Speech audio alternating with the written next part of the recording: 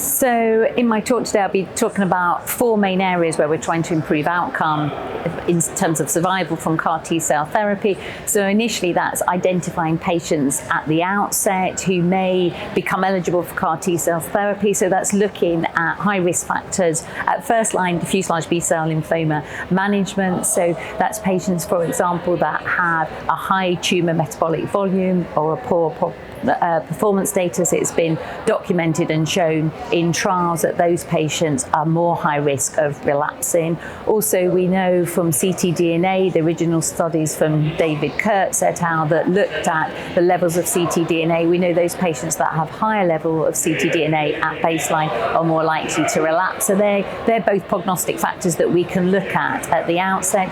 Also, during the management of first-line DLBCL, we know that interim PET scanning is predictive of relapse if positive at interim PET2 or interim PET4. So they're all factors that we can look at during the management of first-line DLBCL patients that might predict relapse in the future and therefore consideration for second-line CAR T-cell therapy. The next point from the talk is really looking at those patients with refractory or early relapse DLBCL, so within 12 months of initial therapy, about quick referral to CAR T-cell therapies and consideration for CAR T. And the most important thing really is considering all patients for CAR T-cell therapy despite their age or their comorbidities. We know from data that patients up to 89 can benefit from CAR T-cell therapy with no difference in outcome compared with those patients 65 and above, and also that patients with comorbidities have very good response rates, but those with moderate or severe hepatic, renal or cardiac impairment do have a poorer overall survival, and this is really indicating that pre-habilitating patients prior to CAR T-cell therapy, so improving their comorbidities, maximising their organ function, improves their outcome, and they can still therefore be eligible for CAR T-cell therapy. Thirdly, looking at patients, how we can optimize them for CAR T-cell therapy in terms of debulking their disease. So we know that patients with bulk disease do poorer with CAR T-cell therapy in terms of their outcome and in terms of developing adverse events. So lots of strategies now look at bridging using radiotherapy or chemotherapy and steroids to reduce tumor bulk prior to CAR T-cell therapy.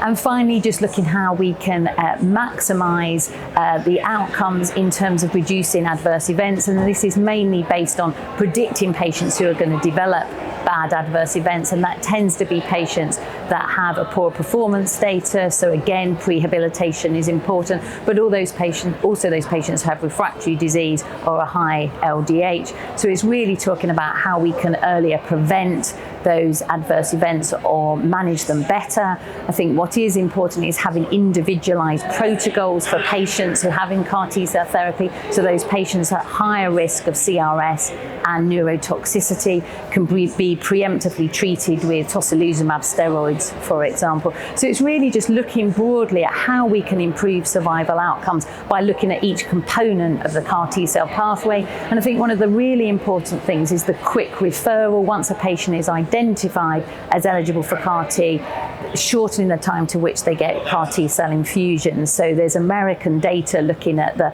brain to vein time. So this is really when you think about CAR T-cell therapy for a patient and then the time to which they actually get infused. And looking at that data, patients that were treated promptly, so within 17 days, had a much better outcome than those patients that were treated over a longer pathway, so over 37 days. So there's really maximizing the treatment pathway in terms of referral from centres to the CAR T-cell centre, maximising the communication between different teams so that patients don't progress prior to CAR T-cell therapy and actually receive their infusion.